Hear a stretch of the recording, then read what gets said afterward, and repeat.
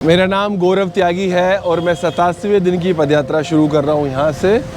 कल जहाँ मैंने विराम दिया था मैं बढ़ रहा हूँ आगे की ओर। अभी है हम नर्मदापुरम में। रात चलते हुए काफ़ी देर हो गई थी, लगभग 9:40 पर मैंने यात्रा को यहाँ विराम दिया था। अब मैं बढ़ रहा हूँ आगे की ओर, आगे यानी कन्याकुमारी की ओर। ये शहर है और ये चौराहा है और अब मैं बढ़ रहा हूँ अब इधर की ओर।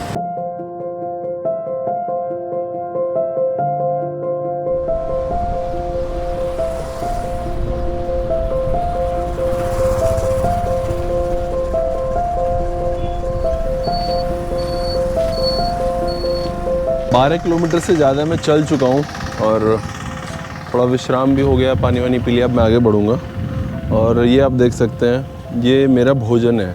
मैं इसको हर दिन लेता हूँ और इसमें बहुत सारे मखाने हैं और बादाम हैं, हमारे फार्म की जो गाय हैं उनका घी है। और ये सब मैं कई सारे डब्बे लेके आया था और ये आखिरी डब्बा बचा है, तो मैं बस आगे बढ़ रहा हूँ।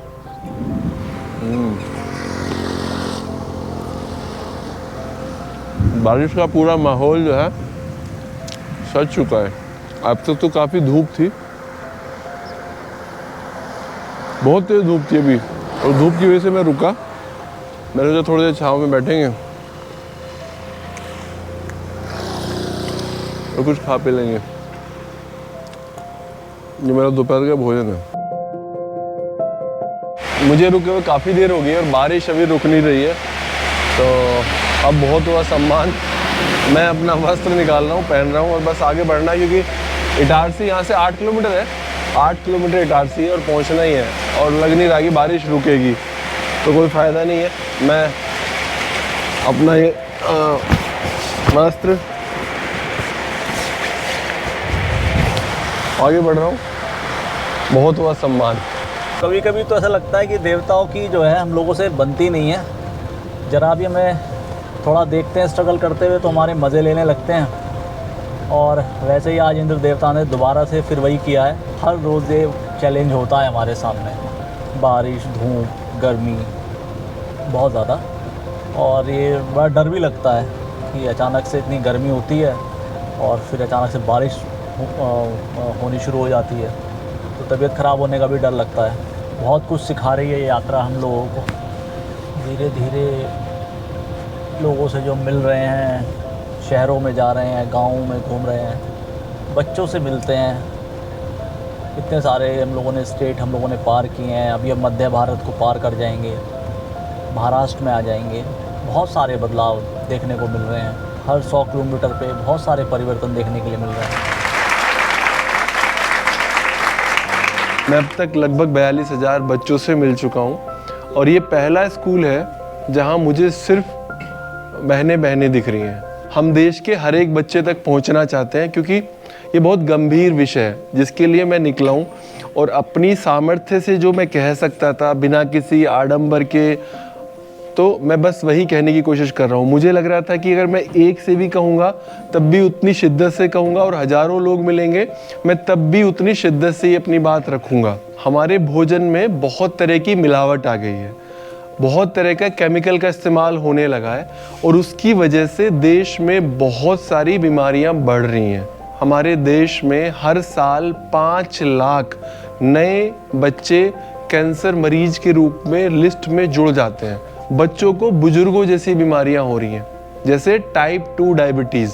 आपसे ज़्यादा उम्मीद क्यों है? क्योंकि हम सभी लोग जानते हैं, जो आप लोग हमारे समाज में, हमारे घरों में, परिवारों में जितना बदलाव आप कर सकते हैं कोई नहीं कर सकता, कोई नहीं कर सकता। जितना मैं अकेले सोच सकता हूँ ना, उसके 10-20 गुना आप में से कोई भी अकेला खड़ा होकर समाज को बदल सकता है। और ये काबिलियत आपको ईश्वर ने दी है। आप लोग सारी दुनिया को बदलने का मादा रखते हैं, इसलिए मुझे आपसे बात करने में बहुत ज़्यादा अच्छा लग रहा है। और मुझे पता है यहाँ से एक बड़ी चीज़ मुझे ज़रूर दिखाई देगी। यहाँ के परिणाम मैं शायद इस यात्रा के ख़त्म होने के बाद भी महसूस ज़रूर करूँगा।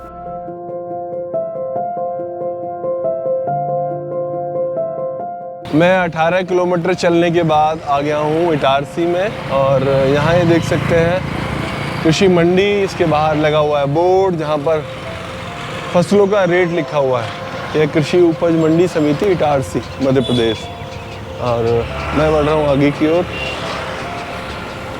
ये आ गया इटारसी। अभी मैं कोशिश करूँगा जितना चल पाऊँ, क्योंकि अभी दिन बाकी है, समय बाकी है, इसलिए मैं अभी आगे बढ़ता रहूँगा। और आज मैं पहली बार कन्या विद्यालय में गया, जहाँ सारी कन्याएं थीं, बालिकाएं थीं, सबसे मिलकर अच्छा लगा। क्योंकि ये हम सभी जानते हैं कि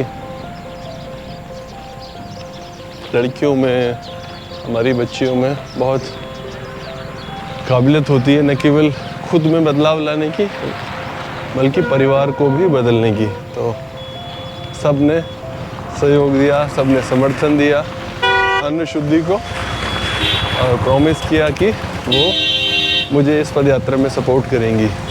अभी मेरे पास कैमरा नहीं था क्योंकि रजत जी दूर थे। कुछ लोग आए इटारसी के, और वो फ्लाईओवर पर आकर उन्होंने मुझे रोका, पूछा कि हमने पीछे देखा था आपको बारिश में भीगते हुए, कहाँ जा रहे हैं, कौन सी पद यात्रा है। डर लग रहा है इनसे भाई। तो फिर मैंने उन्हें बताया कि मैं पद यात्रा कर रहा हूँ कश्मीर से कन्याकुमारी। फिर हमने फ़ोटो खिंचाया और हम आगे बढ़ रहे हैं। आज भी मौसम के सारे रंग देखने के लिए मिले हैं। पहले धूप, फिर बारिश, फिर धूप, फिर बारिश, और अब बादल गायब हैं, नीला आसमान दिखाई दे रहा है। और मैं वैसे जा रहा हूँ इधर इटारसी की ओर, लेकिन मुझे अभी एक बोर्ड दिखा है, और बोर्ड पर लिखा हुआ है खंडवा। अगर मैं ठीक हूँ तो ये खंडवा जो है, ये किशोर कुमार का गांव है। ये वो खंडवा है। ये खंडवा वही है ना किशोर कुमार वाला? ये खंडवा वही है किशोर कुमार वाला? जी सर। यहाँ पर आसपास में ना कुछ ऐसे लोग हैं जिनको राष्ट्रीय स्तर पर कला के क्षेत्र में काफ़ी प्रसिद्धि मिली, जैसे हरिशंकर परसाई मेरे पसंदीदा हैं वो, और उनका गांव है आगे। और माखनलाल चतुर्वेदी जो एक बड़े लेखक रहे हैं, और ये उन्हीं की रचना है कि मुझे तोड़ लेना बनवाली, उस पथ में तो देना फेंक, मातृभूमि पर शीश चढ़ाने जिस पथ जाए वीर अनेक। तो माखनलाल चतुर्वेदी का गांव यहाँ से काफ़ी दूर है, तो मेरे ख्याल से वो हमारे रास्ते में नहीं है। लेकिन हाँ, परसाई जी का जो गांव है वो इसी रास्ते में है आगे। और चूँकि व्यंग के वो बड़े लेखक हैं, उन्होंने व्यंग ही लिखा है, तो और मुझे वैसा लिखना पढ़ना पसंद है, तो कोशिश करूँगा कि मैं परसाई के गांव जा पाऊँ, मैं हरिशंकर परसाई जी के गांव जा पाऊँ। और एक किताब जो मुझे उनकी याद आ रही है, निठल्ले की डायरी, वो परसाई जी की एक किताब है निठल्ले की डायरी। अभी मुझे एक ड्राई क्लीन की शॉप दिखाई दी है, और ड्राई क्लीन की शॉप में मैं जाने वाला हूँ।